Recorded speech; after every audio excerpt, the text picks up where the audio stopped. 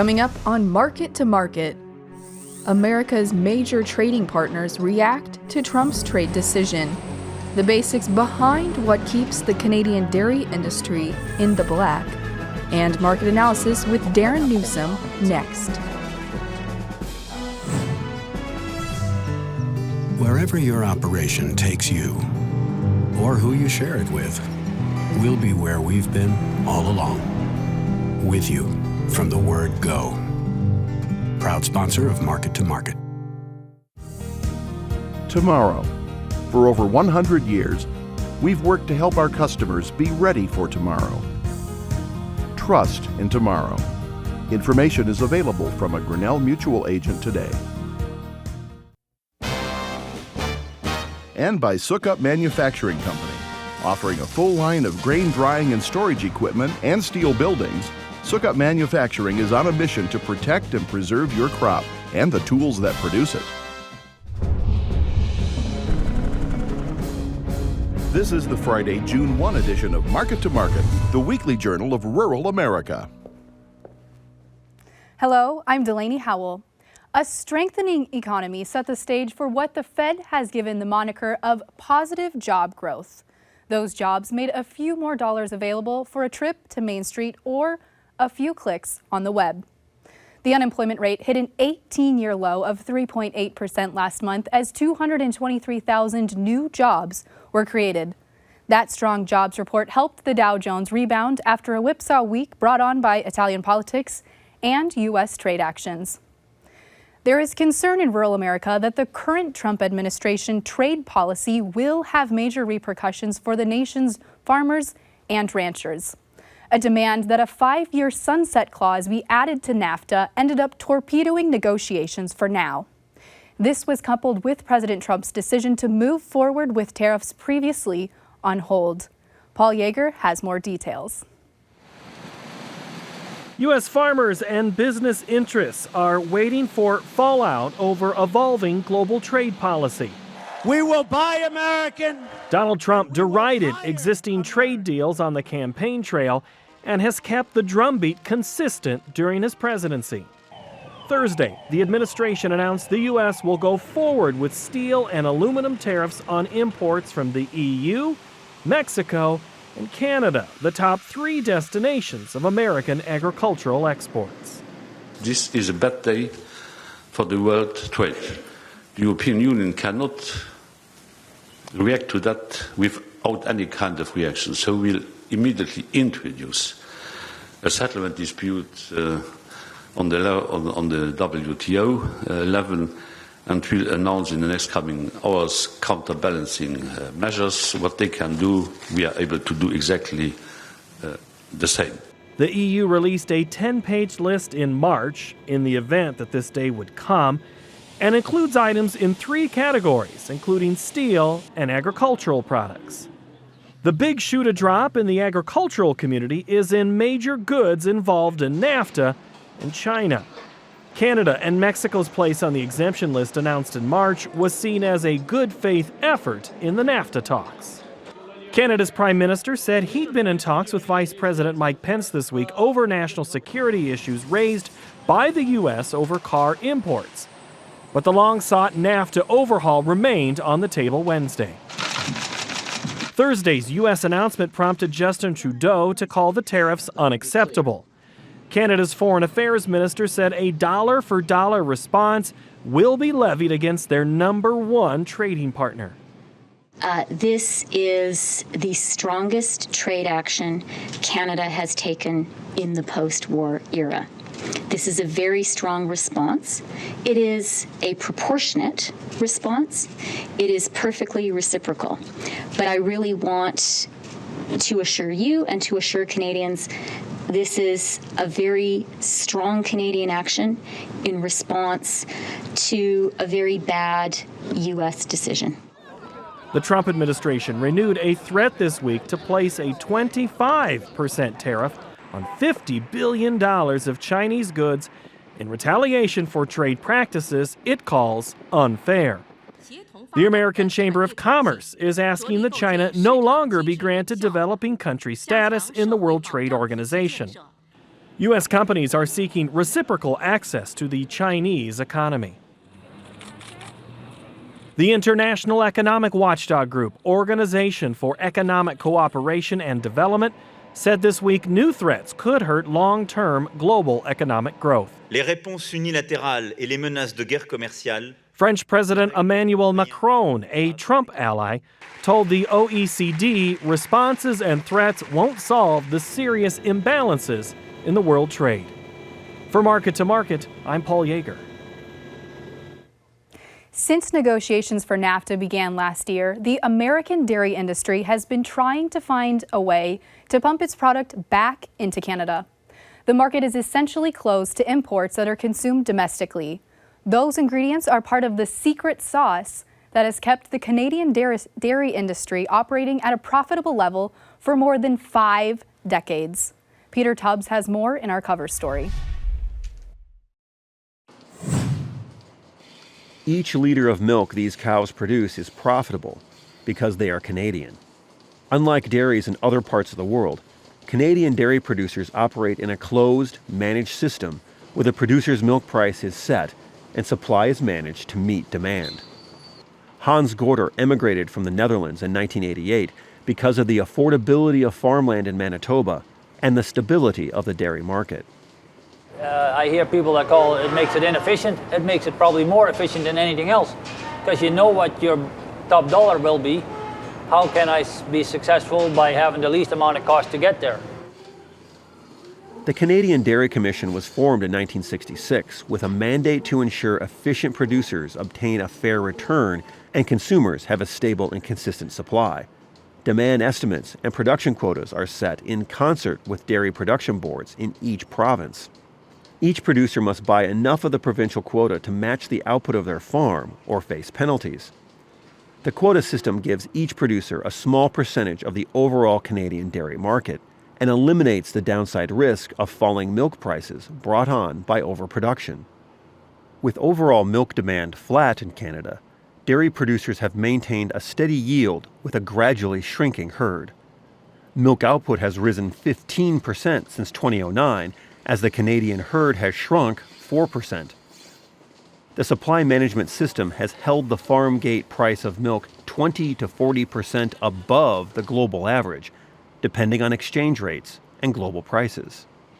Sales of quota allotments are controlled by the provincial boards and can only be sold within the province.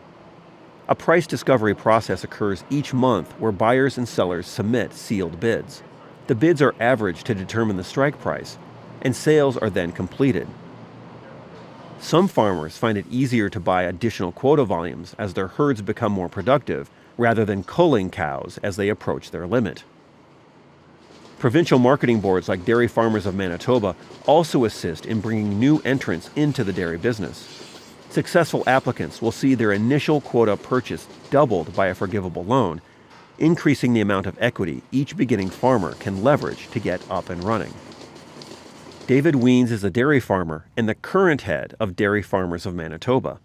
Knowing what his farm's income would be years into the future simplified the conversation with his banker when Wiens sought to build a new barn and install an automatic milking system. Because we were able to do a longer-term plan, we were able to make a much larger investment than we would otherwise have been able to do. So we could go to our banker and say, this is what we'd like to do. Here are the numbers. We expect that it will work.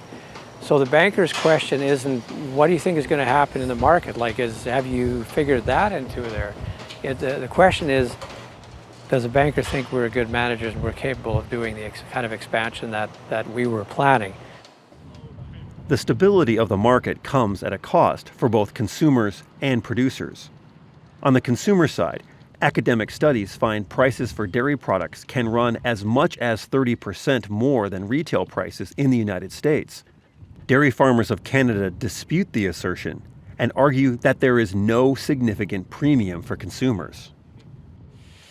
Between high tariffs and managed supply, the system is viewed as an unfair subsidy scheme by the World Trade Organization. The WTO label limits export of Canadian dairy products to small volumes. And while the Canadian consumer market may appear attractive to nations with a milk surplus to deliver, the potential slots to fill are relatively small. Canada's 35 million people number fewer than the population of the state of California, and the nation milks less than 1 million cows, a total smaller than Wisconsin's entire herd. There is no shortage of academic research calling for the elimination of the management systems for Canadian dairy, eggs, and poultry. The primary complaint is the additional $335 to $550 Canadian dollars each household spends on just dairy each year. Canadian cattle and pork producers export large volumes to world markets and remain profitable without a supply management system or tariffs to keep imported meat products out of domestic freezers. Dairy producers point to the time-sensitive nature of their output as the primary reason for keeping the system. There's a recognition that it's important for dairy farmers to work collectively. And I think part of it is there's a real need. Dairy is an extremely perishable item. It's not something that you can store up and wait for better prices to come along. So, quite vulnerable in that sense. And it's been a more obvious choice. The desire for supply management came out of experience of what it was like, to have basically no power in the marketplace. Recent surveys show the Canadian consumer is supportive of supply management systems in dairy, eggs, and poultry, revealing an 80% approval rating, and higher retail prices are justified by high animal welfare standards and consistent supply. With little consumer or political interest in abandoning the national supply management system, Canadian dairy producers are able to continue to take the long view.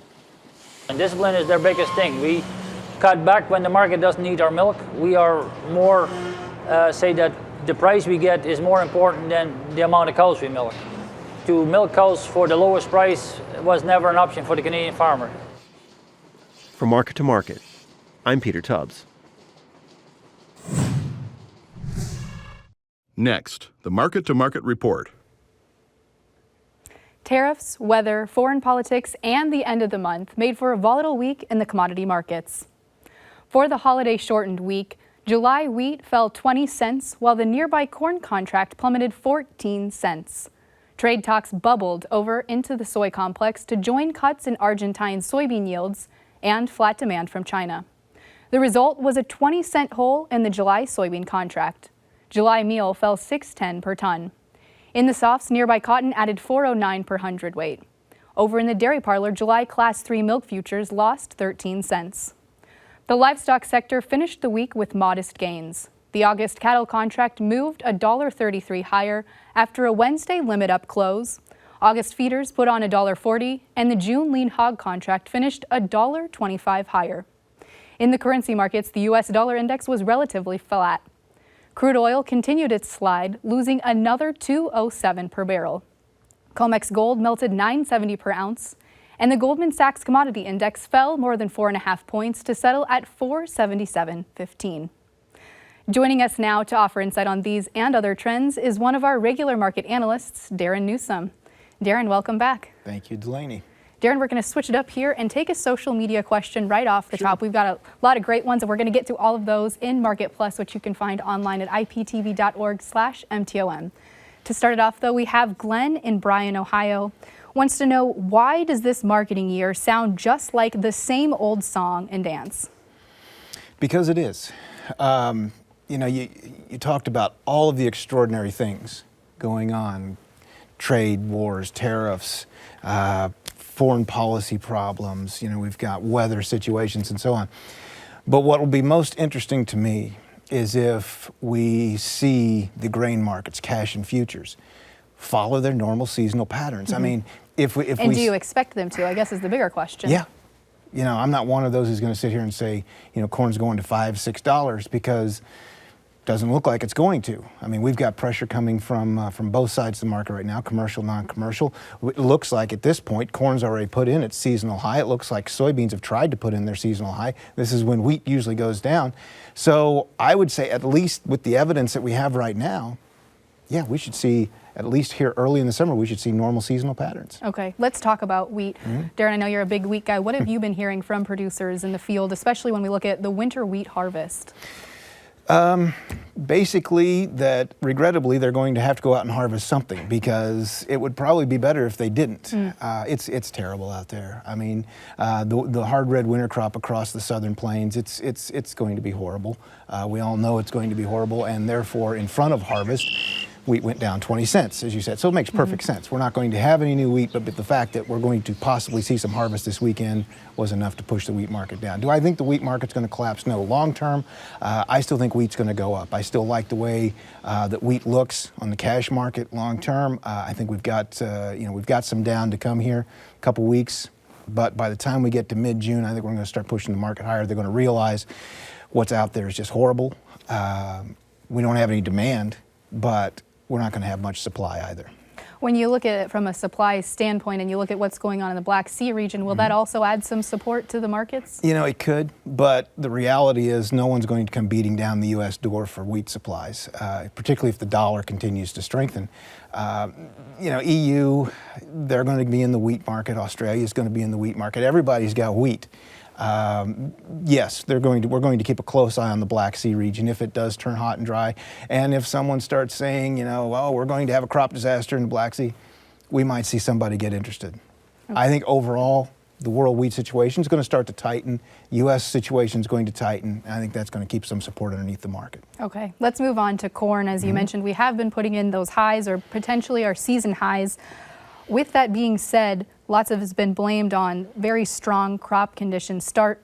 What do you think that means for us this growing season? Well, crop conditions are kind of the fairy tale that everybody likes to believe. They're make-believe numbers, but they're a lot of fun.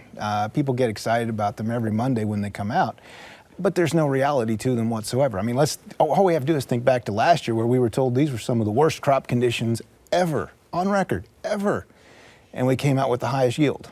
So, I mean, and everyone's got an excuse, oh, the August weather was this, everyone's got an excuse as to why. The reality is the crop conditions are just a fairy tale. Okay, so was corn down this week because of crop conditions? Absolutely not. Corn is down this week because the old crop is getting comfortable with the amount of demand that we have versus the amount of supplies that we have.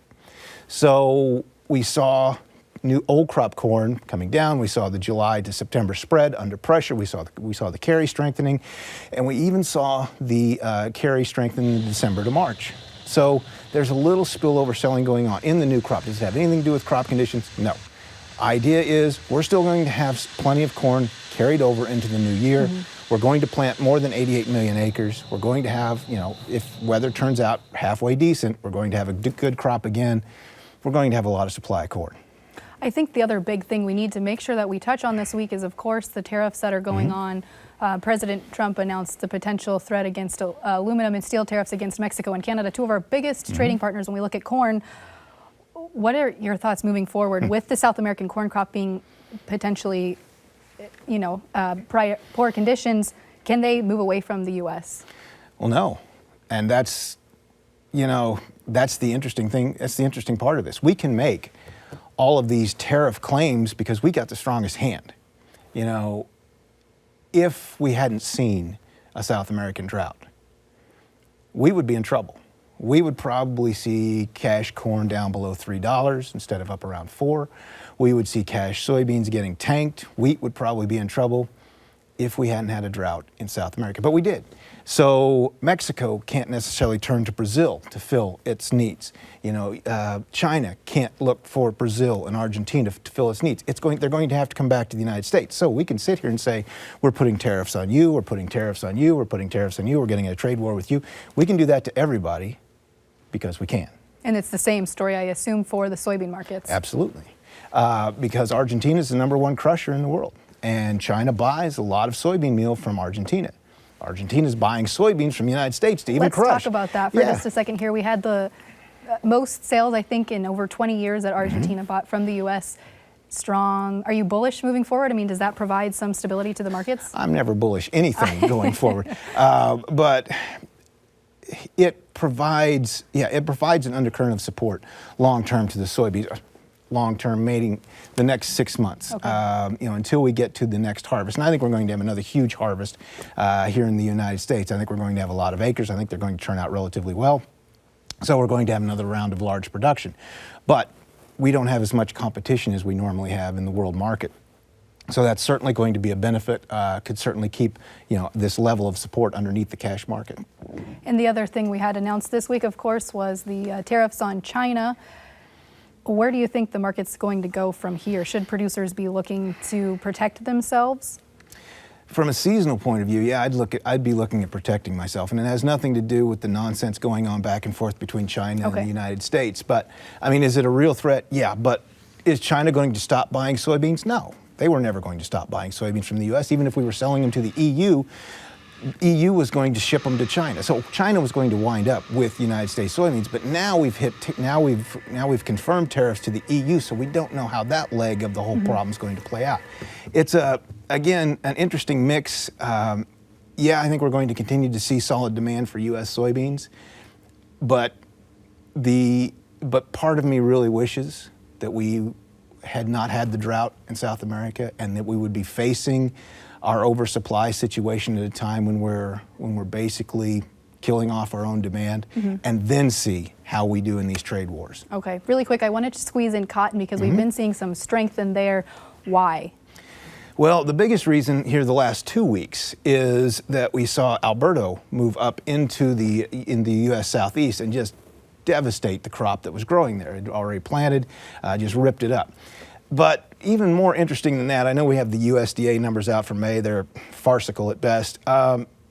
Because if we look at the spreads, we're in an inverted spread in the new crop market, nowhere near the growth in production and ending stocks that's being projected in USDA's May report. So if I have to lean one side or the other, we've got a tighter supply and demand situation than what we're being told right now. I think we have extraordinary demand. I think we have tighter supplies, probably coming out of 17-18, certainly going into 18-19, as far as the supplies go, beginning stocks. So I think it's going to be much tighter. That's going to keep some support underneath this market. Now, could this be a blow off top? We're reaching multi-year highs right now. I mean, we've got both old crop and new crop approaching $1, and that's going to be tough to pop through. But right now, you've got buying coming from commercial buyers, good demand.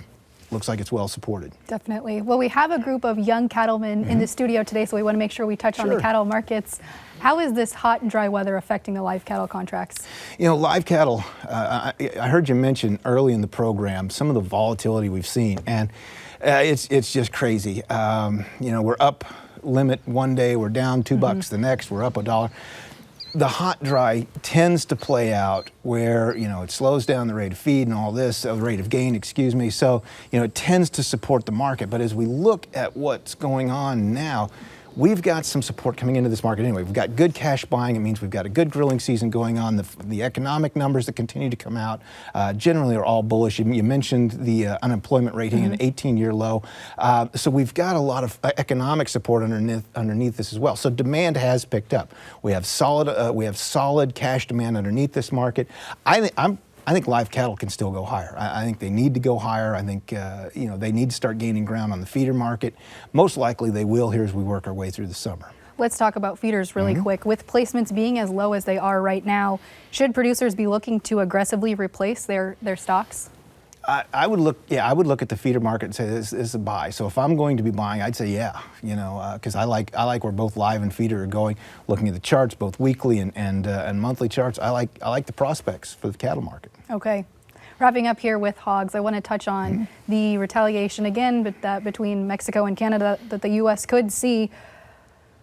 What's your thoughts moving forward? We had a potential tariffs placed on hogs. It's a common theme. I mean, retaliation tariffs, retaliation tariffs. I feel like a broken record. It is. I mean, and that's the news that we get all week long. This is what we deal with.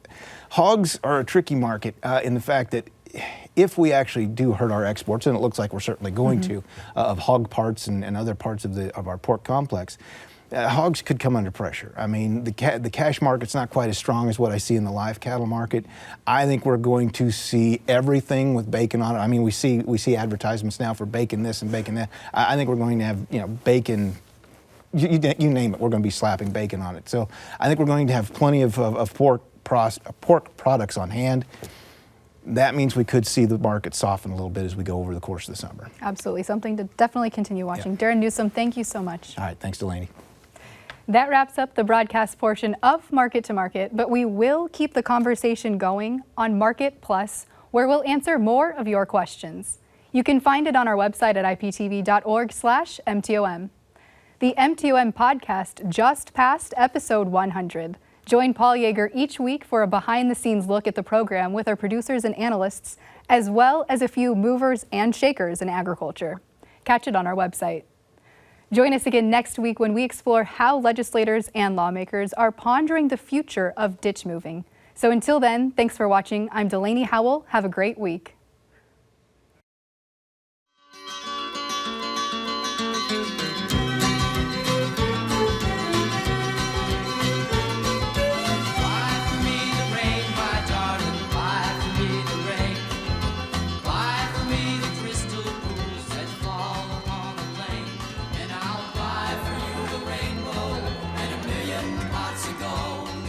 Market to Market is a production of Iowa Public Television, which is solely responsible for its content.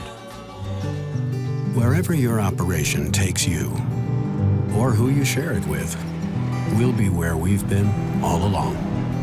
With you from the word go. Proud sponsor of Market to Market. Tomorrow. For over 100 years, we've worked to help our customers be ready for tomorrow. Trust in tomorrow. Information is available from a Grinnell Mutual agent today. And by Sukup Manufacturing Company, offering a full line of grain drying and storage equipment and steel buildings. Sukup Manufacturing is on a mission to protect and preserve your crop and the tools that produce it.